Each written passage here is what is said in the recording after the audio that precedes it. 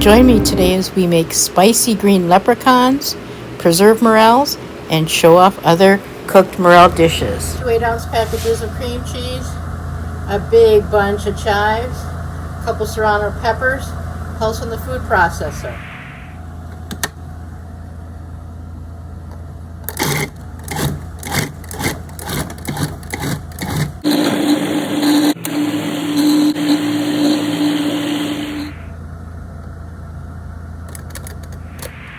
Gonna get nice and green, nice and smooth. When it's done, it looks like this. Then we're gonna cube up some mozzarella and fold it in and stuff our morels with it. Okay, spicy green leprechaun filling, add mozzarella.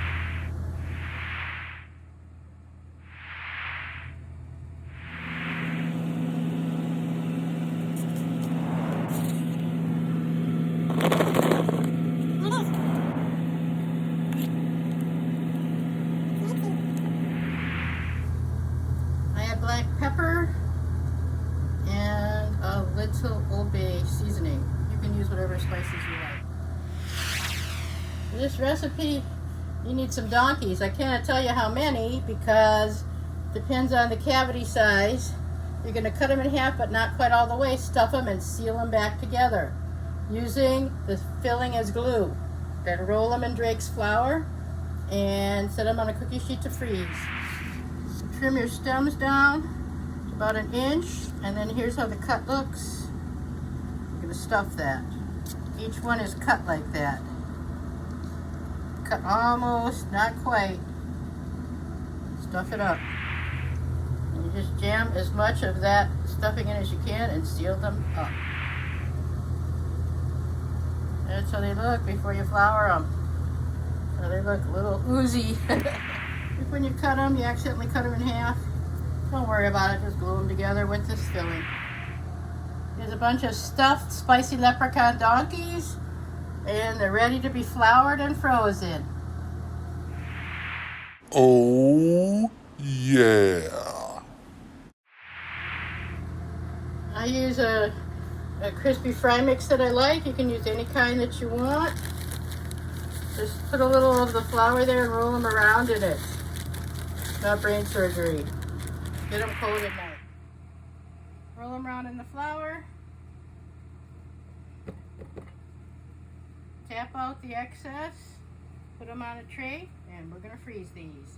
Any leftover stuffing, get yourself some more donkeys. Hurry up. Here we go in freezer. Toss them into the freezer. Get them frozen. Well, stuffed with green cheese and premium grays, and even some yellows. Put them in the leftover drakes from making your donkeys. Roll them around, lay them flat, cut in half on a cookie sheet. There's some wax paper on it, and freeze like that. Then bag them up. Suck out all the air. They're ready to fry.